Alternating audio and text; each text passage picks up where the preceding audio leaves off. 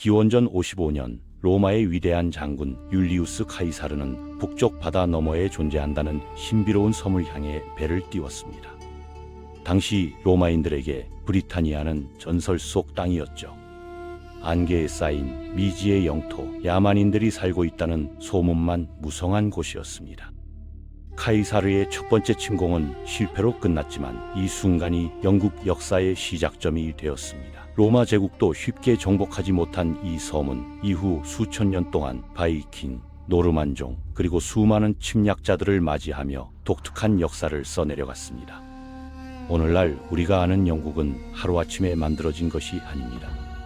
선사시대 사냥꾼들부터 산업혁명을 이끈 발명가들까지 수많은 사람들의 땀과 피가 이 땅에 스며들어 있죠. 런던의 웅장한 타워 브리지, 스톤헨지의 신비로운 거석들, 그리고 세계를 지배했던 대영 제국의 유산까지 모든 것에는 긴 이야기가 담겨 있습니다. 흥미로운 건 영국이 섬나라라는 지리적 특성 때문에 독자적인 문화를 발전시키면서도 동시에 전 세계와 끊임없이 교류하며 변화해왔다는 점입니다. 오늘은 영국의 시작부터 현재까지 수천 년에 걸친 장대한 여정에 대한 이야기입니다. 구석기 시대 최초의 정착민들이 어떻게 살았는지, 로마인들이 남긴 유산은 무엇인지, 중세 기사들의 실제 삶은 어땠는지, 그리고 산업혁명이 세상을 어떻게 바꿔놓았는지 살펴보겠습니다. 영국 땅에 인류가 처음 발을 디딘 것은 무려 95만 년 전으로 거슬러 올라갑니다. 구석기 시대 이곳에 도착한 최초의 사람들은 유럽 대륙에서 건너온 사냥꾼이자 채집인이었습니다. 기원전 8000년경 이들은 얼음으로 뒤덮였던 땅이 녹으면서 형성된 숲과 평원에서 엘크, 야생소, 멧돼지를 사냥하며 살았죠. 당시 영국은 지금처럼 섬이 아니었습니다. 유럽 대륙과 육지로 연결되어 있어서 사람들과 동물들이 자유롭게 이동할 수 있었습니다. 고고학자들이 발견한 석기 도구들은 당시 사람들의 생활을 생생하게 보여줍니다. 손도끼는 동물의 가죽을 벗기고 고기를 자르는 데 사용되었고, 에식스에서 발견된 45만 년 전 나무창은 그들이 대형 동물을 사냥했다는 증거입니다. 흥미로운 점은 같은 장소에서 여러 개의 도구가 대량으로 발견된다는 겁니다. 이는 당시 사람들이 특정 장소를 반복적으로 방문했고 매번 새로운 도구를 현장에서 만들어 사용했다는 것을 의미하죠. 도구를 들고 다니는 대신 필요할 때마다 만드는 게 더 효율적이었던 겁니다. 네안데르탈인들도 영국에 살았습니다. 이들은 더욱 정교한 사냥 기술을 개발했고 털북숭이, 코뿔소나 매머드 같은 거대한 동물도 사냥할 수 있었습니다. 하지만 마지막 빙하기가 찾아오면서 상황이 바뀌었습니다. 기온이 급격히 떨어지자 많은 사람들이 생존을 위해 더 따뜻한 남쪽으로 이동했고 남은 사람들은 석회암 동굴에서 혹독한 추위를 견뎌냈습니다. 약 11,300년 전 기후가 다시 따뜻해지기 시작했습니다. 자작나무와 소나무가 자라기 시작했고 이어서 참나무, 느릅나무, 헤이즐 숲이 펼쳐졌죠. 중석기 시대에 접어들면서 사람들의 생활 방식도 변화했습니다. 기원전 6300년경 많은 집단이 계절에 따라 이동하는 생활을 시작했습니다. 여름 캠프와 겨울 캠프를 따로 마련해서 한 곳의 자원이 고갈되면 다른 곳으로 옮겨가는 방식이었죠. 해안 지역에서는 물고기와 조개를 잡아먹었고 이 과정에서 바다에 대한 지식도 쌓여갔습니다. 이런 생활은 기원전 4100년경까지 이어졌습니다. 그때 동쪽에서 혁명적인 변화가 찾아왔으니 바로 농업이었습니다. 농업의 도입은 영국 사회를 완전히 바꿔놓았습니다. 사람들은 더 이상 먹을 것을 찾아 떠돌아다닐 필요가 없었습니다. 보리와 애머 밀을 재배하고 소와 돼지를 길들여 키우기 시작했죠. 숲을 개간해서 밭과 목초지를 만들었고 긴 집이라 불리는 목조 건물에서 살았습니다.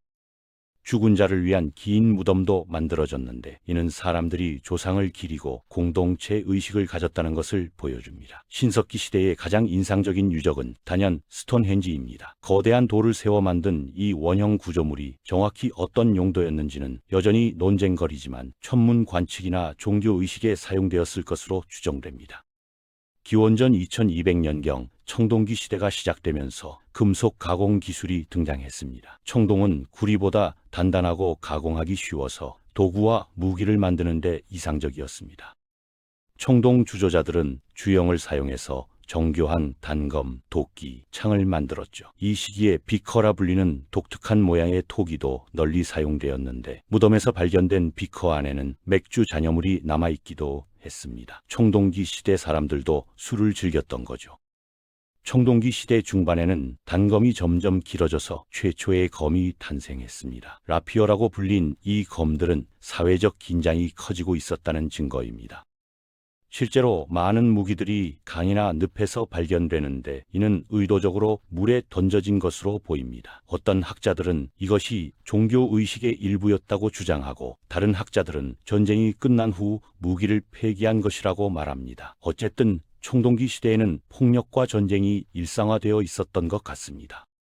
기원전 1000년경 그레이트 오름 광산이 본격적으로 운영되기 시작했습니다. 이 광산은 유럽 북서부 전역에 구리를 공급하는 중요한 곳이었죠. 하지만 청동기 시대 말 또 다른 기후 변화가 찾아왔습니다. 아이슬란드에서 대규모 화산 폭발이 일어나면서 햇빛이 차단되었고 많은 지역이 습지로 변해 농사를 짓기 어려워졌습니다. 사람들은 다시 한번 이주해야 했고 일부는 습지 위에 나무 보도를 건설해서 정착지를 유지하려고 했습니다. 철기 시대가 시작되면서 영국은 또 다른 변화를 맞이했습니다. 기원전 1200년경 중동과 남동 유럽에서 시작된 철 제련 기술이 서서히 북쪽으로 퍼져왔죠. 철은 청동보다 훨씬 강하고 오래갔기 때문에 도구와 무기의 품질이 크게 향상되었습니다. 농업용 쟁기도 철로 만들어지면서 농사 효율이 높아졌고 이는 더 많은 인구를 부양할 수 있게 만들었습니다. 켈트족이 등장한 것도 이 시기입니다. 기원전 1200년경부터 세력을 키운 켈트족은 영국, 아일랜드, 프랑스, 스페인 전역으로 퍼져나갔습니다. 그들은 공통 언어를 사용했지만 여러 부족으로 나뉘어 있었고 각 부족은 독자적인 영토와 문화를 가지고 있었죠. 켈트족은 철 제조 기술에 뛰어났고 이를 바탕으로 강력한 무기와 갑옷을 만들었습니다. 언덕 요새를 건설해서 자신들의 땅을 방어했고 가축을 기르며 번영했습니다. 기원전 55년 율리우스 카이사르가 처음으로 브리타니아를 침공했습니다. 하지만 이 시도는 실패로 끝났고 카이사르는 이듬해 다시 돌아왔습니다. 두 번째 침공에서 그는 템즈강을 건너 브리튼 부족의 수장들과 만났지만 결국 조약을 맺고 철수했습니다. 로마가 본격적으로 브리타니아를 정복한 것은 기원 후 43년 클라우디우스 황제 때였습니다. 로마군은 켄트 해안에 상륙해서 빠르게 영토를 확장했고 런디니움, 즉 오늘날의 런던을 건설했습니다. 로마의 지배는 영국에 큰 변화를 가져왔습니다. 도로망이 건설되어 주요 도시들이 연결되었고 로마식 목욕탕과 원형 극장이 세워졌습니다. 라틴어가 공용어가 되었고 로마의 법과 행정체계가 도입되었죠. 하지만 브리튼인들이 모두 로마의 지배를 받아들인 것은 아니었습니다. 보디카 여왕이 이끈 반란은 로마군에게 큰 타격을 주었습니다. 그녀는 런디니움을 불태웠고 7만 명의 로마인을 죽였다고 전해집니다. 결국 반란은 진압되었지만 보디카는 로마에 항복하느니 차라리 독을 마시고 죽는 길을 택했습니다. 로마는 약 400년간 브리타니아를 지배했습니다. 하지만 제국이 쇠퇴하면서 로마군은 점차 철수했고 410년경 마지막 로마 병사들이 브리타니아를 떠났습니다. 로마가 떠난 뒤 영국은 혼란에 빠졌습니다. 스코틀랜드의 피트족, 아일랜드의 스콘족, 그리고 독일에서 온 섹슨족이 끊임없이 침략했죠. 이 시기를 암흑시대라고 부르는 이유는 기록이 거의 남아있지 않기 때문입니다. 하지만 이 혼란 속에서 앵글로색슨 문화가 형성되기 시작했습니다. 793년 북쪽 바다에서 새로운 위협이 나타났습니다. 바이킹이었죠. 노르웨이와 덴마크에서 온 이 전사들은 롱보트를 타고 영국 해안에 상륙해서 수도원과 마을을 약탈했습니다. 초기에는 약탈만 하고 돌아갔지만 865년 라그나르 로드브로크의 아들들이 이끄는 대의교도군이 도착하면서 상황이 달라졌습니다. 바이킹들은 이제 영국에 정착하기 시작했습니다. 바이킹은 빠르게 영토를 확장했습니다. 동앵글리아, 노섬브리아, 머시아가 차례로 함락되었고 878년 웨식스만이 남았습니다. 웨식스의 왕 알프레드는 에딩턴 전투에서 바이킹군을 격파하고 덴마크 군벌 구스룸과 웨드모어 조약을 맺었습니다. 이 조약으로 영국은 두 세력으로 나뉘었죠. 웨식스는 앵글로색슨이, 데인로는 바이킹이 지배했습니다. 흥미롭게도 두 집단은 서로 싸우기만 한 게 아니라 교역도 하고 결혼도 했습니다. 오늘날 영어에 남아있는 많은 단어들이 바이킹어에서 유래했습니다.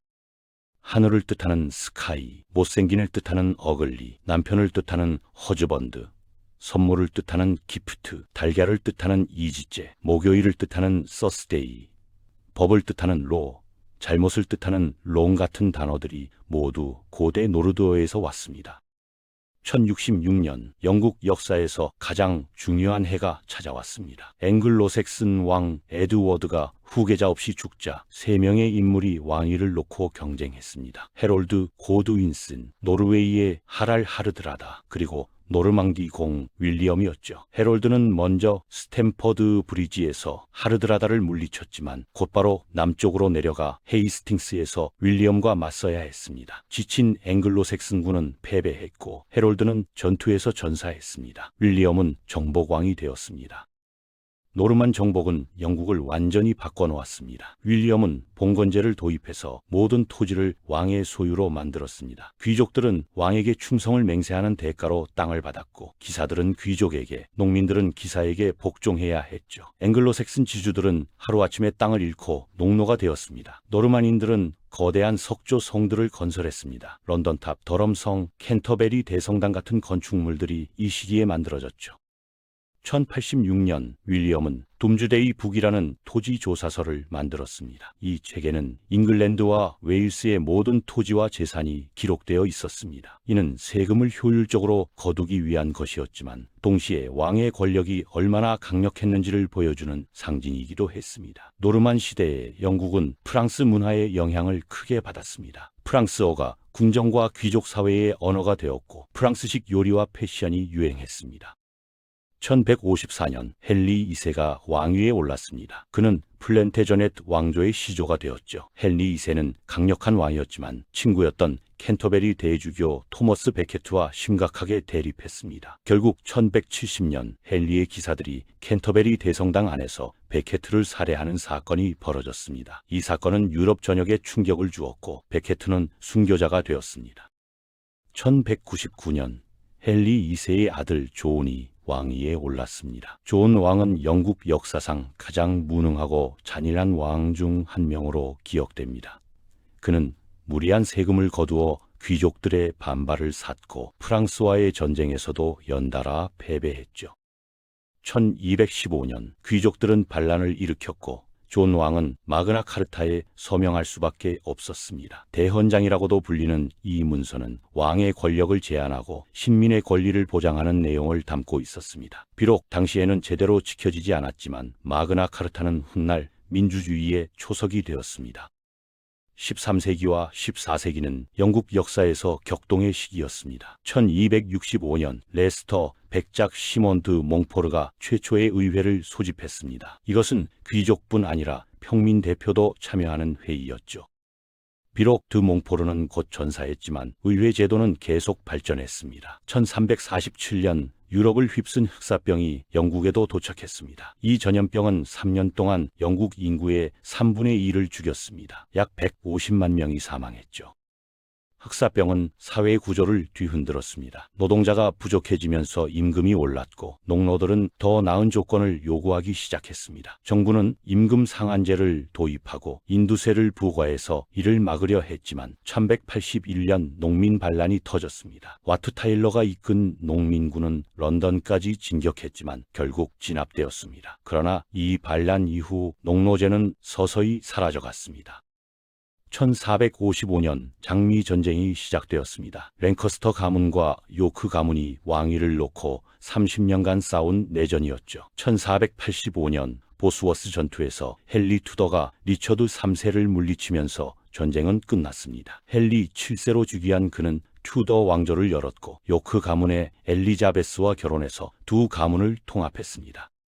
튜더 시대는 영국 역사에서 가장 극적인 시기 중 하나였습니다. 1509년 헨리 8세가 왕위에 올랐습니다. 젊고 매력적이며 지적이었던 헨리 8세는 초기에는 백성들의 사랑을 받았죠. 하지만 그는 남자 후계자를 얻기 위해 6번 결혼했고 이 과정에서 영국 역사를 완전히 바꿔놓았습니다. 첫 번째 아내 캐서린과 이혼하려 했지만 교황이 허락하지 않자 헨리는 로마 가톨릭 교회와 결별하고 영국 국교회를 세웠습니다. 이것이 종교개혁의 시작이었죠. 헨리 8세가 죽은 후 그의 세 자녀가 차례로 왕위에 올랐습니다. 에드워드 6세는 어린 나이에 죽었고 메리 1세는 가톨릭으로 복귀하려다 많은 개신교도를 처형해서 블러디 메리라는 별명을 얻었습니다. 1558년 엘리자베스 1세가 왕위에 올랐습니다. 그녀의 45년 통치 기간은 영국의 황금시대로 불립니다. 엘리자베스는 종교적 중용 정책을 펼쳤고 예술과 문화를 장려했습니다. 윌리엄 셰익스피어가 활동한 것도 이 시기였죠. 1588년 영국은 스페인의 무적 함대를 격파하고 해상 강국으로 부상했습니다. 1603년 엘리자베스가 후계자 없이 죽으면서 튜더 왕조가 끝났습니다. 스코틀랜드 왕 제임스 6세가 제임스 1세로 즉위하면서 스튜어트 왕조가 시작되었죠. 1605년 가톨릭 신자들이 의회를 폭파하려던 화약 음모 사건이 발견되었습니다. 가이 포크스와 그의 동료들은 체포되어 처형되었고 이 사건은 오늘날까지 12월 5일 가이 포크스의 밤으로 기념되고 있습니다. 1642년 찰스 1세와 의회 사이의 갈등이 내전으로 번졌습니다. 왕당파와 의회파가 9년간 싸운 끝에 의회파가 승리했고 찰스 1세는 1649년 참수되었습니다. 영국 역사상 유일하게 왕이 처형된 사건이었죠. 이후 올리버 크로웰이 호국경으로 통치했지만 그가 죽은 후 1660년 왕정이 복고되었습니다. 찰스 2세가 왕위에 올랐고 극장과 예술이 다시 번성했습니다. 1665년 런던의 흑사병이 다시 찾아왔습니다. 대역병으로 약 10만 명이 사망했죠. 1666년에는 런던 대화재가 발생해서 도시의 상당 부분이 불탔습니다. 하지만 역설적으로 런던을 재건할 기회가 되었습니다. 크리스토퍼 랭경이 설계한 세인트 폴 대성당을 비롯한 새로운 건축물들이 세워졌고 런던은 더욱 웅장한 도시로 거듭났습니다. 18세기 조지 왕조 시대가 시작되면서 영국은 산업혁명의 중심이 되었습니다. 1712년 토머스 뉴커먼이 증기기관을 발명했고 1769년 제임스 와트가 이를 개량했습니다. 증기기관은 광산에서 물을 퍼내고 공장을 돌리고 기차를 움직이는 데 사용되었죠. 리처드 아크라이트의 수력 방적기, 제임스 하그리브스의 제니 방적기, 에드먼드 카트라이트의 역직기 등 섬유 산업의 혁신이 이어졌습니다. 공장이 우후죽순 생겨나면서 수많은 일자리가 만들어졌지만 노동 환경은 끔찍했습니다. 하루 12시간 이상 일하는 것이 일반적이었고 어린이들도 위험한 기계를 다뤄야 했습니다. 사고로 손가락이나 팔을 잃는 일이 빈번했죠. 광산은 더욱 위험했습니다. 환기가 제대로 되지 않는 좁은 갱도에서 석탄을 캐야 했고 붕괴나 폭발 사고가 자주 일어났습니다. 어린이들은 좁은 통로를 기어다니며 석탄을 운반했습니다. 운하 시스템이 건설되면서 석탄과 상품을 효율적으로 운송할 수 있게 되었습니다. 1761년 브리지워터 공작이 만든 운하는 맨체스터와 워슬리를 연결했고 석탄 가격을 절반으로 떨어뜨렸습니다. 이후 영국 전역에 운하망이 확장되었죠. 도로도 개선되었습니다. 존 맥켄덤과 토마스 텔퍼드가 개발한 새로운 포장 기술 덕분에 마차가 훨씬 빠르게 이동할 수 있게 되었습니다. 에든버러에서 런던까지 가는데 2주가 걸렸던 것이 이제는 2일이면 충분했습니다. 18세기는 또한 범죄와 처벌의 시대이기도 했습니다. 하이웨이맨이라 불린 노상 강도들이 영웅으로 떠받들어졌고 공개 처형은 대중 오락이 되었습니다. 하지만 점차 전문 경찰 제도가 도입되었습니다. 1750년대 헨리 필딩이 설립한 보우 스트리트 러너가 최초의 전문 경찰이었죠. 1829년에는 로버트 필경이 런던 경찰청을 창설했고 이것이 현대 경찰의 시작이 되었습니다.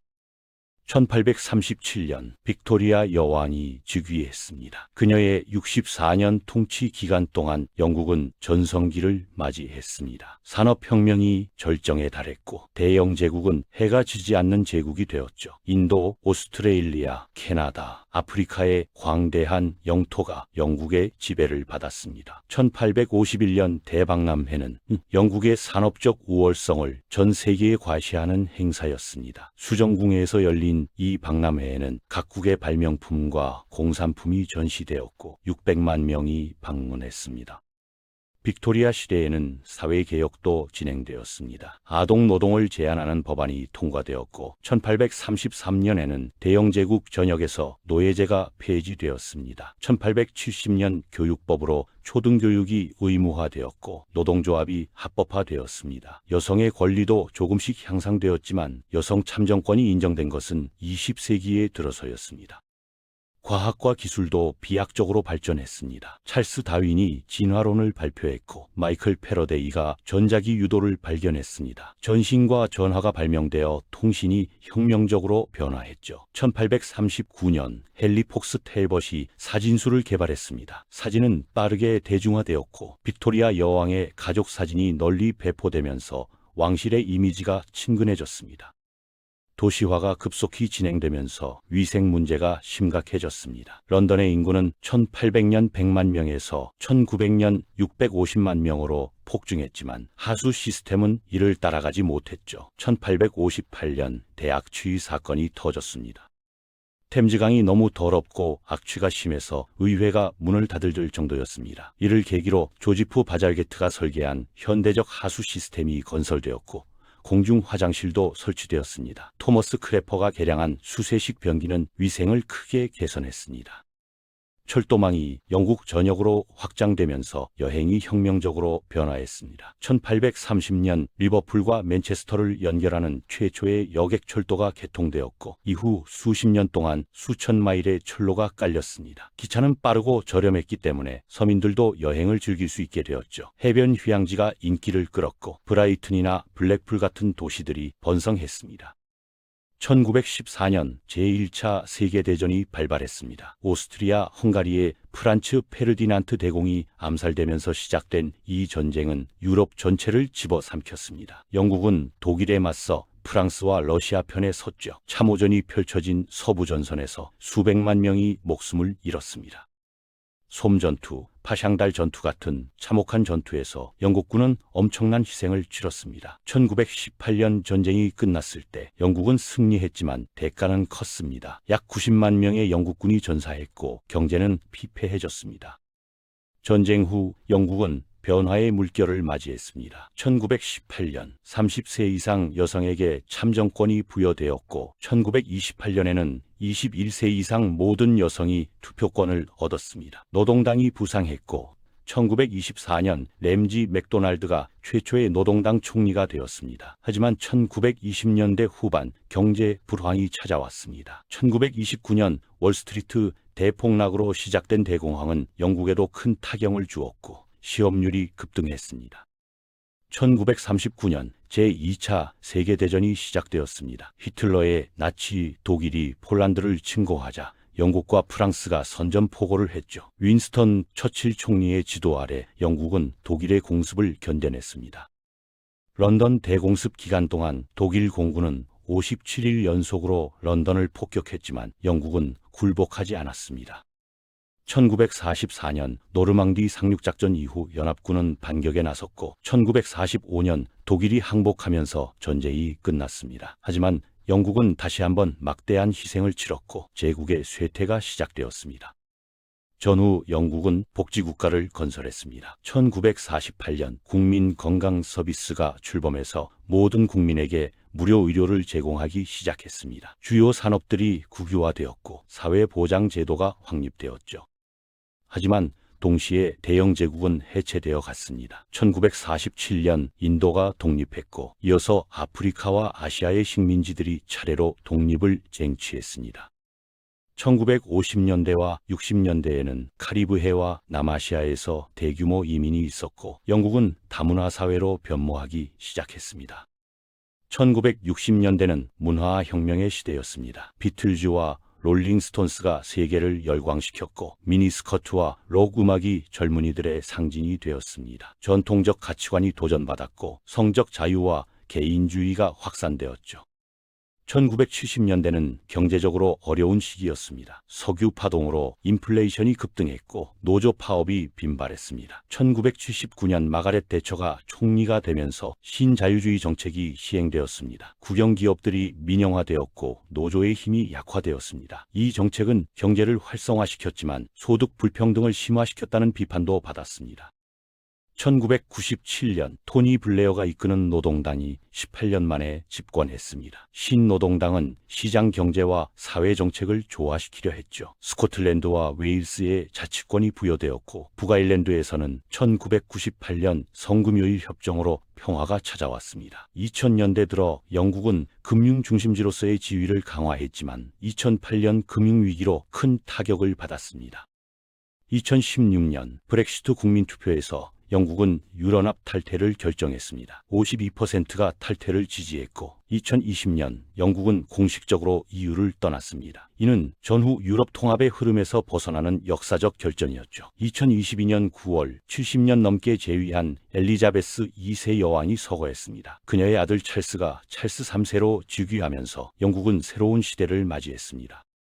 오늘날 영국은 복잡한 도전에 직면해 있습니다. 브렉시트의 영향, 경제 불평등, 기후변화, 그리고 스코틀랜드 독립 요구 등 해결해야 할 문제가 산적해 있죠. 하지만 수천 년의 역사를 돌아보면 영국은 언제나 변화에 적응하고 새로운 길을 개척해 왔습니다.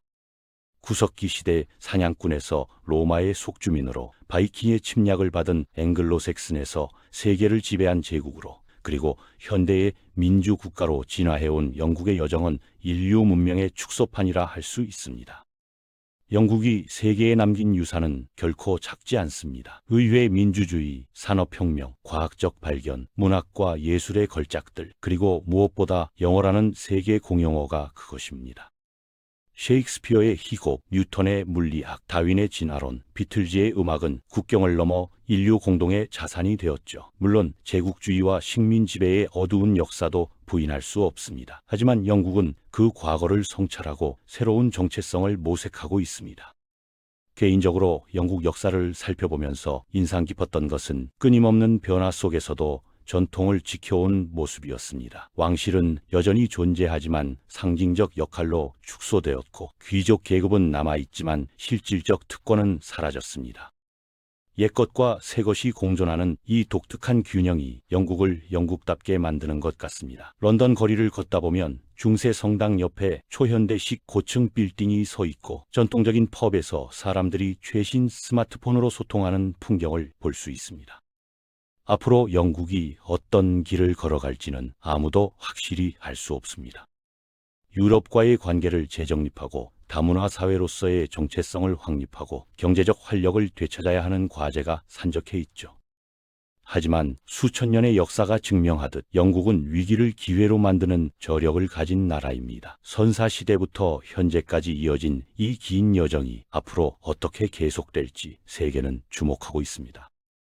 작은 섬나라가 어떻게 세계사에 이토록 큰 족적을 남겼는지 그 비밀은 결국 변화를 두려워하지 않는 용기와 전통을 존중하는 지혜의 조화에 있는 것 같습니다. 오늘은 구석기 시대부터 21세기까지 영국의 장대한 역사 여정에 대한 이야기였습니다.